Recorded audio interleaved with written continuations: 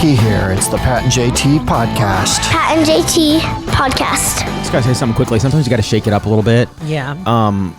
Shout out to my bro Rob McCartney, the other dad joke champion. Is that sometimes you just have to blindside people with an old school dad joke to keep them on their toes. Today, 1,000% batting average for the 7 people that I texted asking if they still wanted tickets. Everyone. For what? The gun show. Sent them a picture back of my pipes. Oh my God. And every single one nailed it. Haven't done that for 15 years.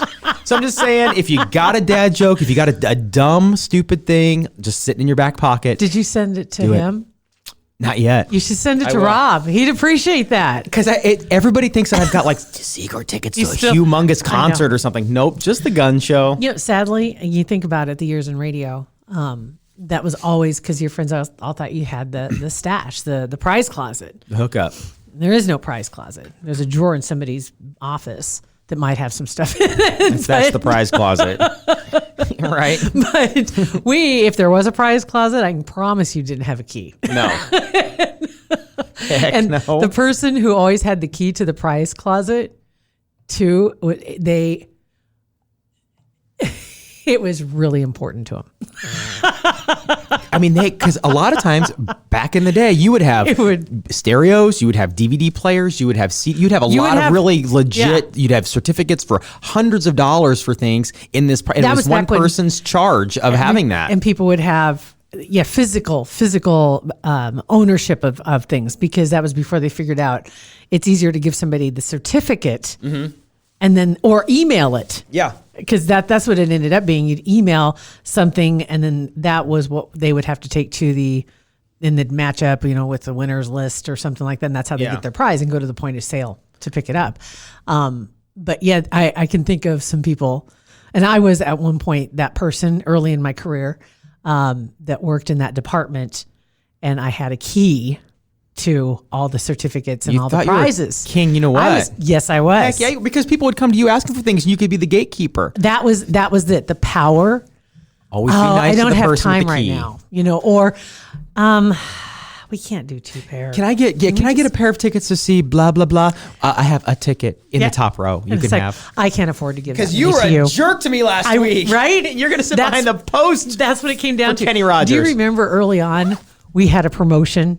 And this was when we had first started, and there were some people that were in that position, that gatekeeper role. Yeah. And I showed up at the promotion, and I had no lanyard or tag with my name on it. And that was the only way you could get into the event.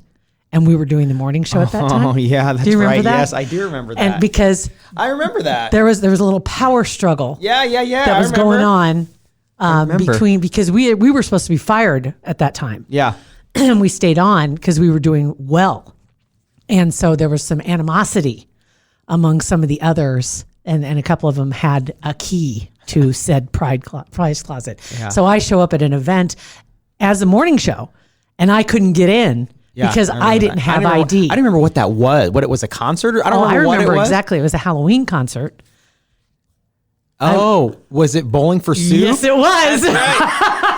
And what's funny is that it was a Halloween costume and like there were donkeys coming in, people, all these dressed, and you couldn't get in. I couldn't get. Clothes. I was not. I did have on a Halloween costume. Did you? I was dressed as a bowling ball carrying a can of soup. Oh, that's right. Bowling for Soup. Right, that's right. But you were obviously a security threat. Right. I forgot about that. At like Divots or something, right? It was an indoor facility. I can't remember exactly, but it was an indoor facility. But that was a run-in with some gatekeepers. And you had the power, man. If you had the prize closet key, you had. I remember when I didn't have the laminator, for God's sake. Right. I couldn't make my own lanyard, and I'm like, okay, all right. I remember when Mountain Dew Surge came out. It was like the Ultra caffeine, whatever. And when I was like, 21, they sent a ton. Every time like a new show or a new product would come out that was advertising on the station, they would send a ton of swag, t-shirts, radio. I mean, a ton of stuff. So I thought that was the coolest thing ever. Yeah.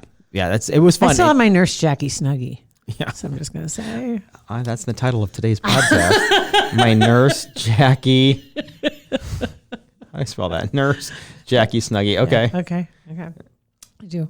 I have a lot of that stupid swag stuff that we used to get. I have a Harry Potter T-shirt that I wear. I was going to say Harry something else. Well, unfortunately, I'm 46, so I have a Harry. Whoa! And sometimes Beth will get on me because I'll sit in front of the mirror. It drives me crazy when I see people walking around with ear hair. Yeah.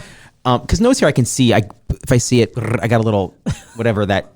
Roto-rooter. Yeah, whatever that thing is. Twirling blade. Yeah.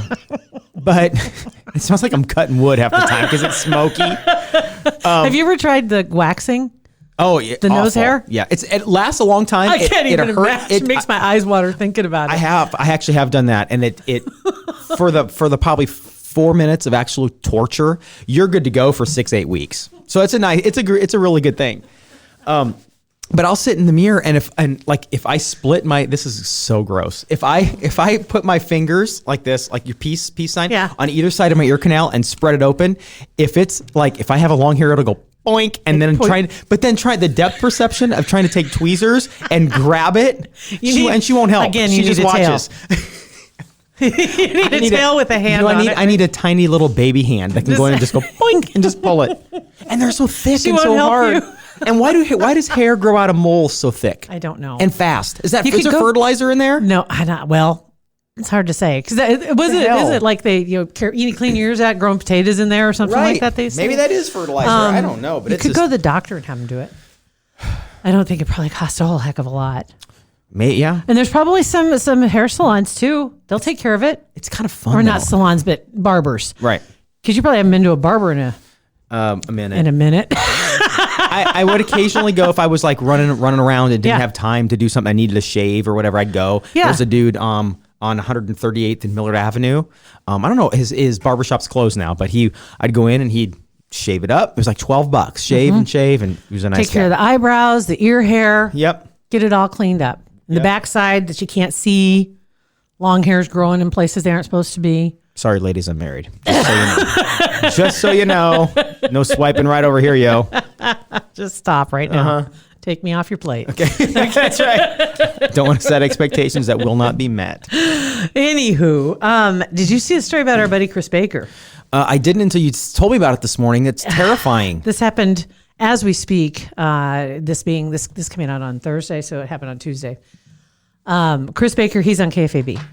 And we've had his buddy, Gary Saddlemeyer, also a longtime friend of ours on our podcast before. We're trying to get Chris in, as a matter of fact. So hopefully we can have him come in and tell the story firsthand with his wife. Which you have history with his wife. Easy. Whoa. Not that kind of history. Good Lord. You have history with the both of them. Yeah. My old partner, Scott, we did nights and we knew her, met her. And then we're there the same night that she met Chris for the first time. And now the encouraged rest is history. Him. Yeah. Kind of gave him some, we were wingmen. Well, just basically saying, she's better than you can ever get ever. So if she actually likes you a little bit, go for it. Go. So we did, and now it's worked out pretty well. That's awesome. Yeah. That's been a minute too then. Yeah, like 96, 97-ish. Wow. 98. Yeah, it's been a while. Well, she was at a bar, and it looks like with a friend, and I don't know, we'll get the real details from him, but they were at Alamo Draft House in La Vista is where they were at. And a liquor bottle had been repurposed with a cleaning chemical in it, and it was behind the bar. Wow. And the bartender poured up a shot for him and both ladies. All three end up in the hospital. Do they know what the chemical? Excuse me. Yeah, they know what it was. It was called blue beer line.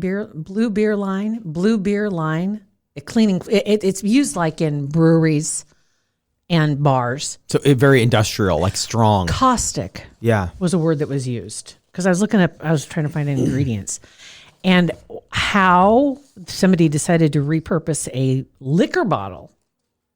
And not like putting tape over the label and saying this is not whatever the bottle was. It's not vodka or this is cleaner. Exactly. That they didn't think to take off the label that's on it. But I don't understand even using a glass bottle. Right. And saying, you know what, I'm going to take this Everclear bottle. And I just say that because I happen to have a couple in my closet. That I'm going to repurpose for Kahlua. Okay. Yeah, there's no cleaner in there. No. If I'm going to put cleaner in a bottle, usually I buy like a specific plastic bottle and I label on the outside bottle and I put the cleaner in it, so you know what it is. But it ended up under the bar and unbeknownst to the bartender as well. And so they ended up going to the hospital and they're home now. But scary Yeah, I can't situation. because you're both getting sick at the same time. All three, I'm assuming. I don't know sure how it went down. Burned the minute it hit. But so does a lot of alcohol. I mean, but who knows what? Unless they got something that they normally get and they know that it was wrong. But if you're right, I mean, if it was something they've never had before, it could have been like, wow, I'm never having that again. That's awful. It's blue, so it looks like it could be a liqueur of some sort. You know, they're all different colors, and they did a shot all around and. That's scary. At first, I'm sure you're right though about it. It's probably at first it was like, whoa. I don't remember it being that way. Yeah, and you don't instantly think to go try to make yourself puke or get rid of it. You don't think that it would ever be something that would be toxic. Sometimes that's the last thing you're supposed to do. Really? In some instances. Because it just will make it worse because coming back up through your esophagus. Oh, well, yeah. And like, I would love to talk to somebody. Well, I guess we're going to talk to, we'll get Chris in here with his wife, hopefully. And we can talk to them both about what they did and what they were told to do, because I'm curious. Because, some things they say drink milk, other things you're not supposed to drink milk. Some things drink whatever that is that makes you throw up, and then others don't. But man, scary. Or like charcoal. If you know you ingest, I know with kids anyway. Yeah. If you know they ingested something that wasn't, it wasn't like fertilizer or something like that, but it was something that wasn't good for them, you can give them some sort of charcoal liquid. It would make them puke. It would absorb it and then make it puke. That's just scary. So anyway, she's okay, but she's still in recovery. Yeah. I mean, no doubt about it. I can't imagine you could ever look at anybody again when you go out and trust what they're pouring for you. Right. Well, and think about the people that unfortunately there's, you get what is it, GHB, whatever the drug is that makes you forget everything, date rape drug basically. If that would ever happen to you, even if nothing ever comes of that, nothing even worse happens, but something like that happens, ever have anything other than a bottled beer. And have them open it for you at the table. Exactly. And you have it in your possession all the time. Yes. That's the other thing, is leaving a drink to go dance. Didn't even think twice about it until the jackasses decided to start doing that. Yeah. But it's just so scary because this is such a family friendly place. Yeah.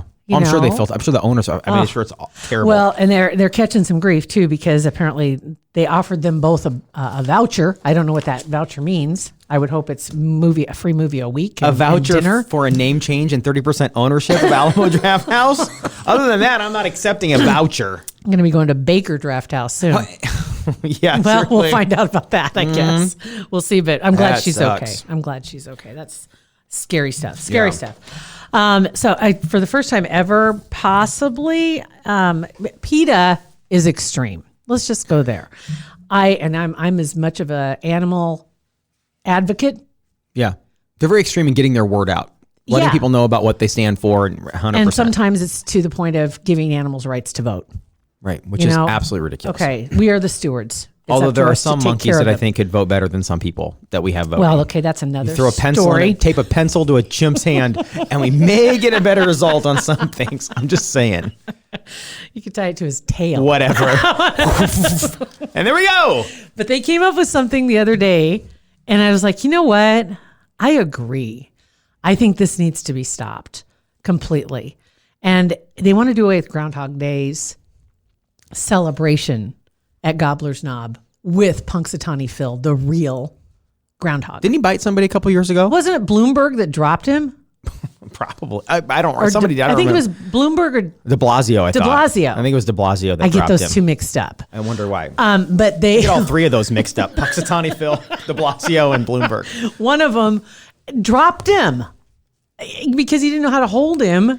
And the poor little guy on top of it, there's this crowd of old farts with stovepipe hats on, standing around in their tails, because they've all got their tuxedo tails on and stovepipe hat and bow ties. And they're all hammered. It's about 8:15 in the morning. Well, when the sun comes up, 6:45. They're pretending it's 1742 or whatever year they think it is.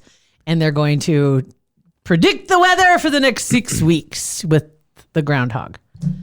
It's absurd. I agree with that. So it's stupid. PETA says, and another thing, I did not know this too, Punxsutawney Phil, the rest of the year, he's kept at a library. I don't know if he's got an atrium. Sucks. I would hope. I hope he has an atrium where he can get a little privacy and it's a large area, but for some reason I doubt it. They want him to be given to a preserve so he can be with other animals that are rescued. and taken care of because he can't go back in the wild, obviously. Right. And he's probably taken fed, and he's probably taken care of very well. But can you imagine living your whole life in a library like that where people are looking at you? It's like a zoo, basically. It is a zoo. And I wonder if he has others of his species with him or if he's just by himself. I would hope at least a lady How friend. How sad.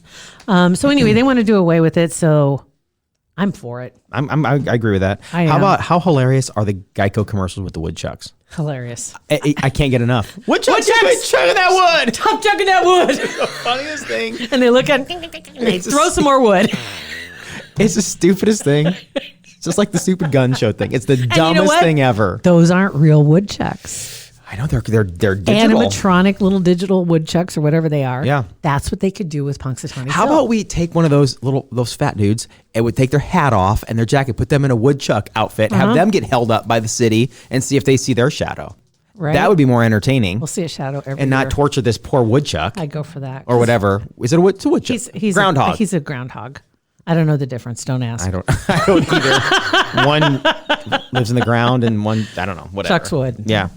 I don't know. Woodchuck, good chuck that wood. That is so funny. There's like 2 or 3 different versions of it, right? I think there's one they're on a lake and there's one they're in a building like a lumber house or something like that. And the first one I thought, when I saw the commercial the first time, it was like Speedy's Lumber or something. And this guy is walking and talking about his lumber and that this is the lamest commercial ever. And yes. Then all of a sudden there's wood getting thrown. Wood getting chucked. God, it's funny. Wood getting chucked. God, it's hilarious. I love it. Let's see here. What else do we got going on this weekend?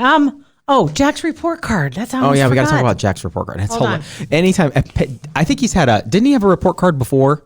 Like this wasn't his first one, right? He's had 2. Okay. Yeah. His other one was because he didn't get in trouble, but he was playing. Oh, Stop. Here we go, Snowflake. He did get in trouble. He's a good boy, but it wasn't his fault. Yeah. Oh my God. I'm just going to go there. It wasn't his fault. He took a toy from another dog. And it's always the one that throws the second punch that gets in trouble. I'm just saying. Yeah. The other dog took his toy. Right. He took his toy back. And so they both got written up, actually. But and the dog's it's just so funny. Got written up. So I got the other day in his bag, I see a little green sheet of paper. I'm like, there it is. What do I have? I have Jack's daily report. And we don't get them daily, just when there's trouble. And so the choice is, in case you missed that episode, of things they can get written up for. Which actually also could mirror what you could get written up for in preschool. Let's go through with it. Started a fight or nipped at another dog. Okay, kid. Brought inside during play. Just potentially. Right, because some of the places have outside play. Tore up his belongings.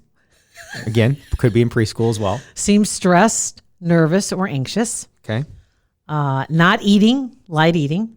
Okay. Fatigued or lethargic. Could be in preschool as well. Was bleeding, needed bandaged. Potentially could be almost every day in preschool. Right? Threw up. Potentially. Excessive humping. Potentially, from my experience. Showed aggression. I apologize to that beanbag chair for a decade. But you know what? I was 7. Nobody else would sit on it. Right. Showed aggression. Was moved to separate play. Played too rough. I love it. Had a great day. Is another one. So just giving you one of those. It's kind of like getting a ticket for being a good driver. Okay. And finally had loose stools. Again, all that could be in preschool. What did he get written up for this time? His was marked other. Oh no. Okay. So if it's not on there, what on earth could it possibly be? His eye, he was playing with another dog and they like to grab a toy and they both grab the same toy and they pull back and forth and tug of war on it. Yeah. And so there's a lot of mouthing going on and pawing at each other to make the other one let go of the toy. And he got a scratch right in the outside corner of his eye. And it ended up swelling up pretty good the next day. Mm-hmm. And then it got a scab on it. And so they decided that maybe we'll just keep him separate because his eye is still slightly swollen. So we're keeping him on separate till it heals a little more, getting extra love. Okay, that's nice. And then I found out that they actually took the time and played with him and went and played fetch with him just by himself. So that's super nice. Some time to engage. Yeah, he's not being punished. No. He's protecting his eye. That's sweet of them. So they took him and he was plumb tuckered out by the time he got home that night. I would not have known the difference if they hadn't sent home the daily report. And I talked to him the next morning. I said, well, he was dead tired last night. And they said, oh, they played with him quite a bit, doing doing some fetch, and he does good playing fetch. I love how you said plumb tuckered out. Thanks for latching on to that. I wrote that one down. Okay. Forgot everything else you said after that, but not since you went for a walk in the holler have you said anything more to your brand than plumb tuckered out. Just saying. That was the best description I could think of for what he looked like. Plumb tuckered out. There you are. And so it was going to be called My Nurse Jackie Snuggie, but now this episode, thank you for listening to Plumb Tuckered Out, episode 346 of the Pat and JT podcast. Unbelievable. Oh, God. We'll get to some text messages. Next episode, 402-403-9478. Thanks for listening. Pat and JT Podcast, a Parkville Media Production.